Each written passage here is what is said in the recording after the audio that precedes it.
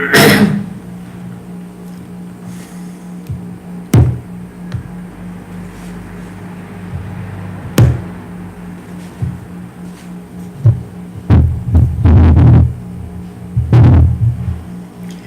morning, everyone. We are coming to you live via YouTube streaming, via Facebook streaming, and also via Skype online. Each one of you is welcome to this live streaming.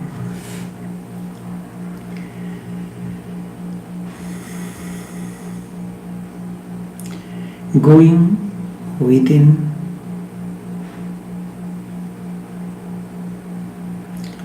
ego is goal oriented. Going within, ego is goal oriented.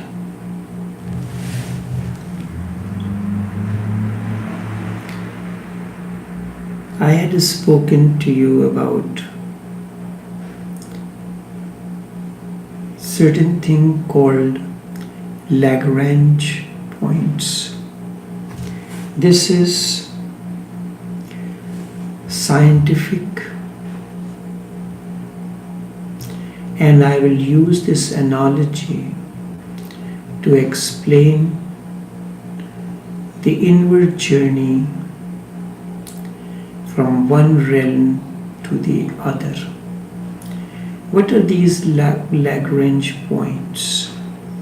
Between two objects, two planets, between Earth and the Sun, there are 5 Lagrange points, L1 to L5. 3 are unstable, and L4 and L5 are stable. These are like no war zone. Earth has its gravitational force. The planet, whether it is Sun or Moon, has its own gravitational force. So in order to, when you are going up to a certain distance, you are within the gravitational force of the Earth. And when you have to cross over the gravitational force of the Earth to enter into the gravitational force of another planet, tremendous energy is needed. Between these two, there is a neutral point where neither the gravitational force of the Earth nor that of the other planet work. They neutralize one another. So a spacecraft can remain parked in that area and do the work that is need to be done. The same analogy I am doing, you are at the physical plane, you are moving from physical to emotional. It takes a little longer time to transcend beyond the physical, enter into the emotional. So it happens there whenever circumstance and situation comes, we get emotionally disturbed. But between the two, just as there is the physical part has its pull, the emotional being also has its pull. So in between the two, there comes a point where the pull of the two neutralize one another. And when your consciousness is established in that spot, it is neither affected by the physical realm nor the emotional realm. You can simply remain a witness to the two and analyze your own emotional disturbances that has caused you this situation, an introspection into the past, the unconscious and subconscious. When a child is conceived, the emotional state of the mother affects the life of the fetus and the child. When a woman gets pregnant, the first reaction that comes to her mind in most of the cases, when she comes to know that she is pregnant, the first reaction that comes in, oh no. This oh no goes deep into your psyche, and whenever there is something new, there is always a reaction to that. We will go into this is just an introduction. From time to time, I will continue to open up a few aspects of it before I go into the actual. At the moment, we are using the inward journey and the role of ego. Ego is goal-oriented. It is always greedy. It is always ready to grab. It is never satisfied with what it has. It wants to have more and more. In a way, it is said that ego lives in more. If you have money, it wants to have more money. If you have a house, it wants to have a bigger house. So on and so forth. It lives in the future and in the past. In the past, it lives like a hoarder. I have this and this, and this becomes a great satisfaction. I have got something, power, prestige, money. It gives a kind of reality to it. It gives the notion that when I have these things, I must be there. And it lives in the future. And how does it live in the future? It lives through the goal. A desire. I have to reach there. I have to be that. I have to be real. And ego is false. The present is the real, and ego is false. The false and real never meet one another. The past is false because it is no more. Once it was, but when it was present, ego was not there. Once it has disappeared, it is no longer existential. Ego starts grabbing it, accumulating it. It grabs and accumulates dead things.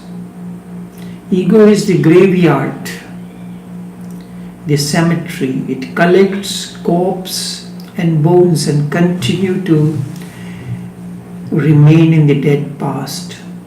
Or it lives in the future. The future which is not as yet, it is a continuous imagination, fantasy, dream. Ego can live with that too, either with accumulation or with imagination, very easily.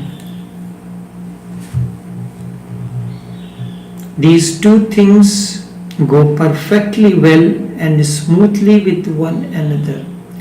Bring anything existential and the ego disappears. Hence, the insistence of being in the present, being here now, just this very moment, is emphasized. If you are intelligent, there is no need to think about what I am saying. You can simply see into it this very moment. Where is the ego? There is silence. There is no past.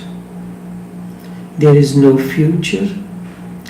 Only this very moment.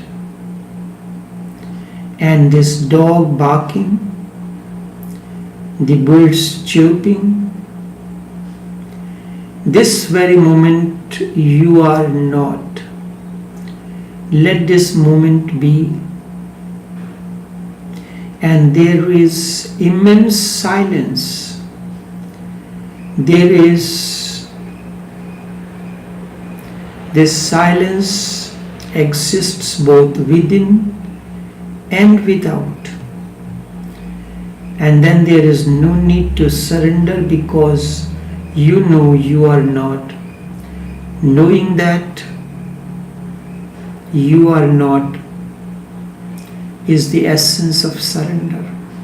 It is because of ego that surrender becomes difficult. You are past oriented, that in the past I had done this, so much of meditation, I had been with this master and that master.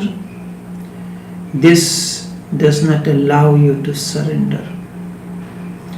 You think that you had been to this reputed masters who had so many disciples, and this person whom you are listening now doesn't seem to have that kind of reputation.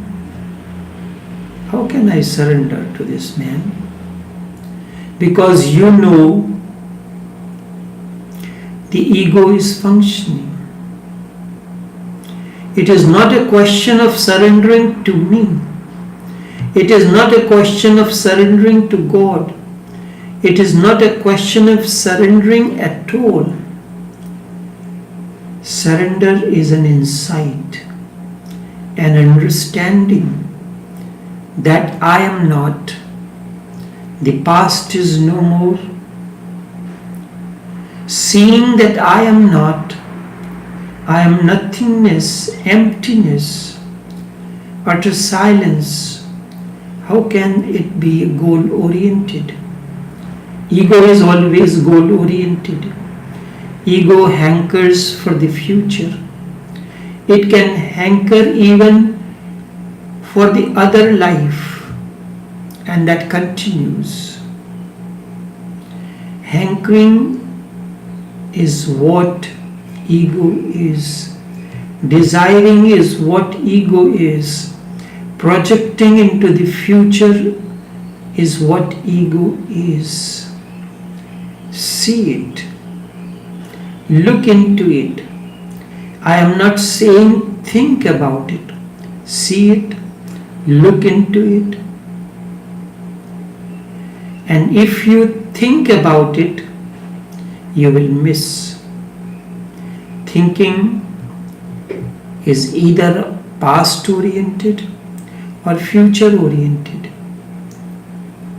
Have a look into it. Avalokita, the Buddhist master, says look into. The English word look comes from the same root as avalokita. Avalok.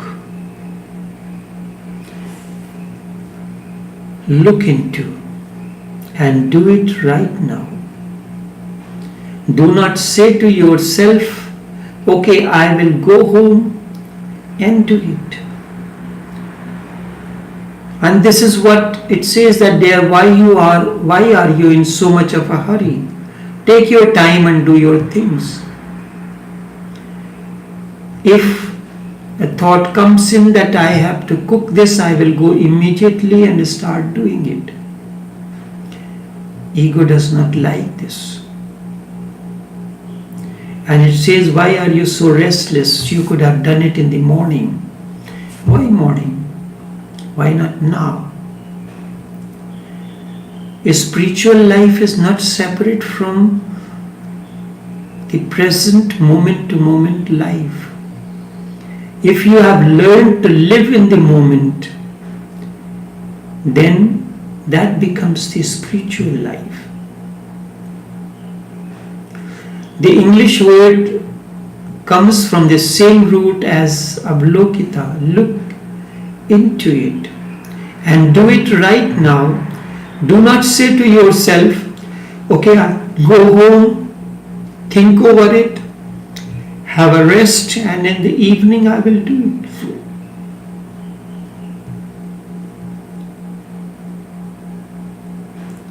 Ego has entered. The goal has come.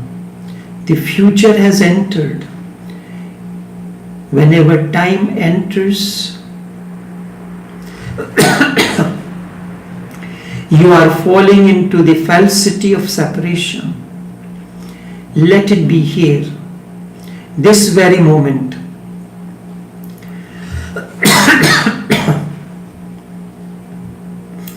And then you suddenly see you are, and you are not going anywhere. You are not coming from anywhere. You have always been here. Someone asked Raman, when you die, where would you go?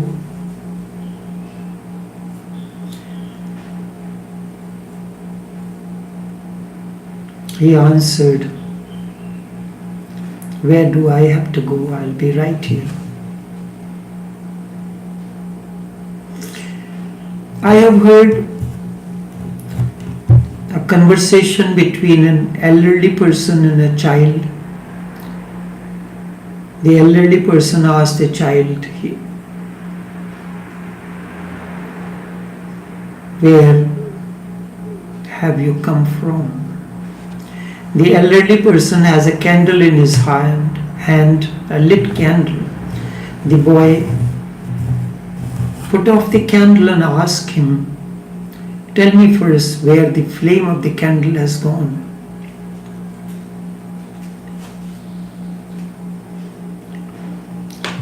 Where the flame of the candle has gone.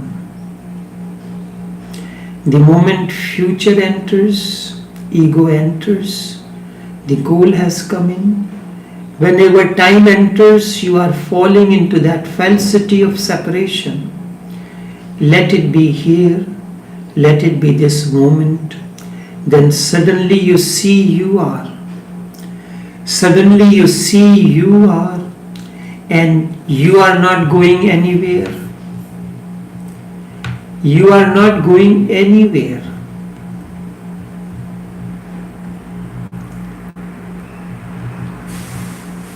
You are not coming from anywhere.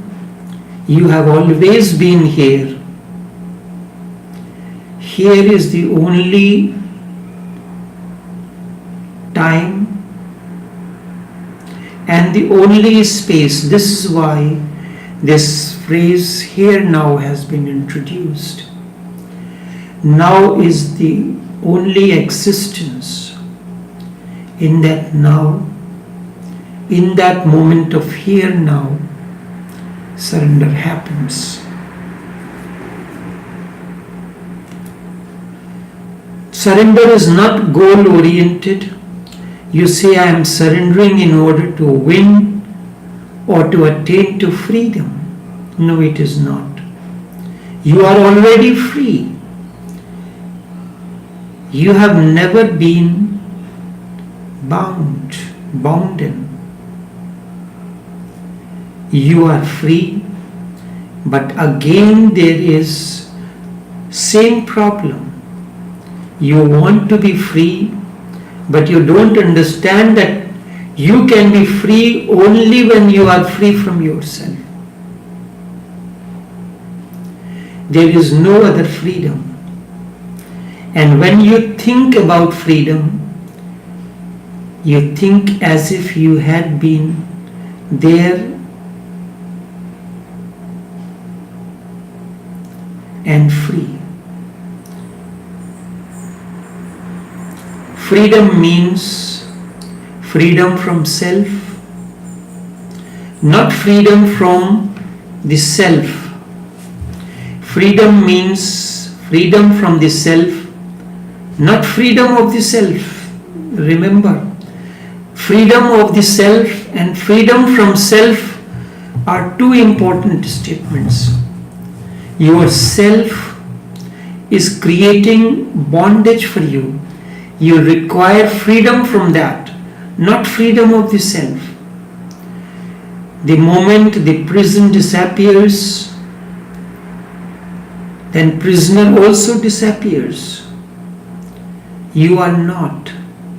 There is pure sky, pure space, and that pure space, that pure sky, when there is no thought, there is no time, there is no goal, is nirvana, moksha, liberation. Try to understand rather than try to achieve something.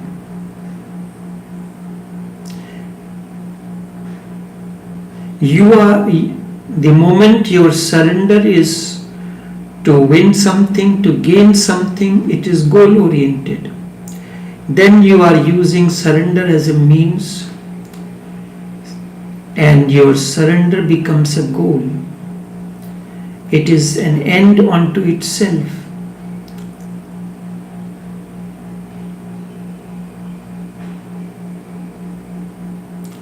Surrender is not something that you have to achieve, something that you have to attain in some future at a distance. I am saying that surrender is not a means, it is the end itself. It is not that surrender brings freedom. Surrender does not bring freedom. Surrender is freedom. And both freedom and surrender are synonymous. They mean the same thing. You are looking at the same thing from two different angles. That is why I said surrender is an understanding. So it is neither real nor unreal. It is not a surrender at all.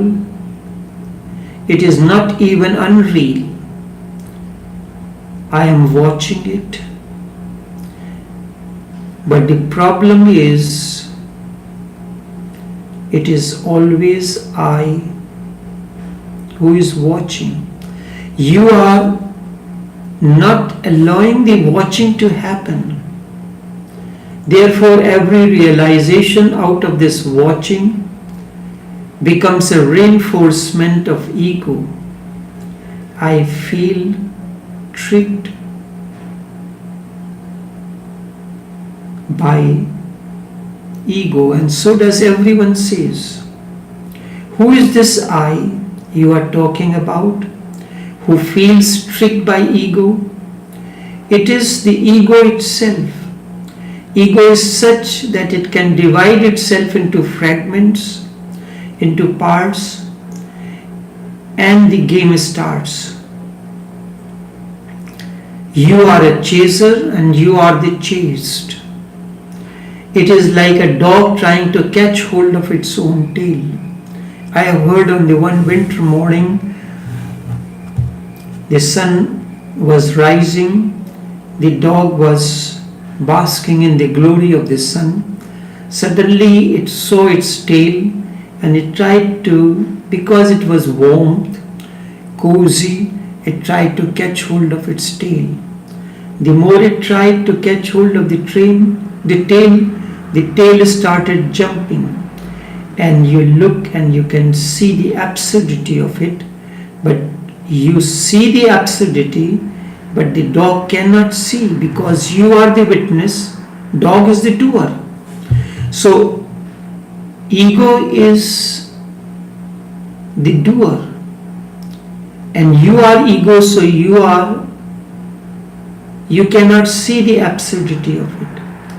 The more he finds it difficult, the dog finds it difficult to catch hold of the tail, the more he becomes crazy, the more he jumps, and the faster and bigger the jump, the more the tail jumps in the same proportion. And the dog cannot conceive what is happening. He is such a great catcher of everything that this ordinary tail, he cannot catch hold of it. This is what is happening with each one of you. It is I who is trying to catch, and who is the catcher and the caught both see the ridiculousness of it. In that very seeing, you are free of it. There is not a thing to be done, not a thing I say, because you are already that which you want to be. The seed is flower. You plant it and allow the seed to go through its process. You are nourishing and nurturing the seed, and then it becomes flower one day. There is not a single thing to be done because you are already that which you want to become. You are Buddhas, you are light. Every seed is a flower. You have never been otherwise. Knowing this, seeing this is enough. And when you say I am watching, it is again the I watching. The I will create. The I will be created again and again, because watching again is an act. There is an effort involved in it. You are watching. And who is watching? Relax. And in that very relaxation, there is nothing to be watched. There is nothing to be watched, nobody to watch,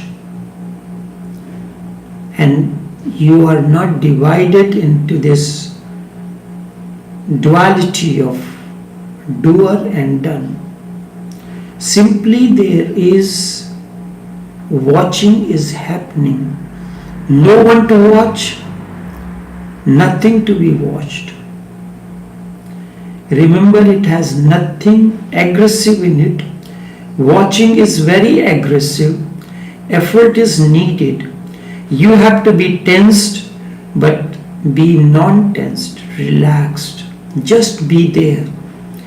And in that consciousness that you are simply there, sitting, doing nothing, the spring comes and grass grows by itself. Sitting by the side, you will realize that the grass grows by itself. This is the whole approach of Buddha. That anything that you do will create and enhance the doer sense in you. Watching also, thinking also, surrendering also, all these things enhance the doer.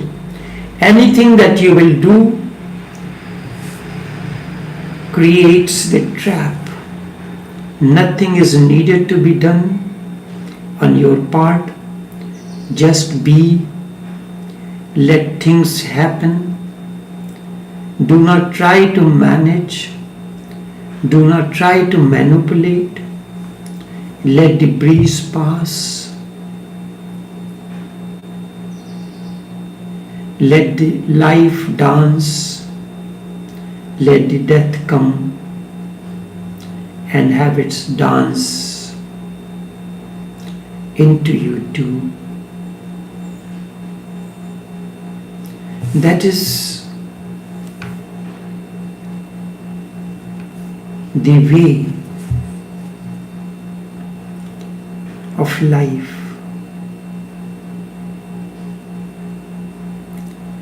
That is the way into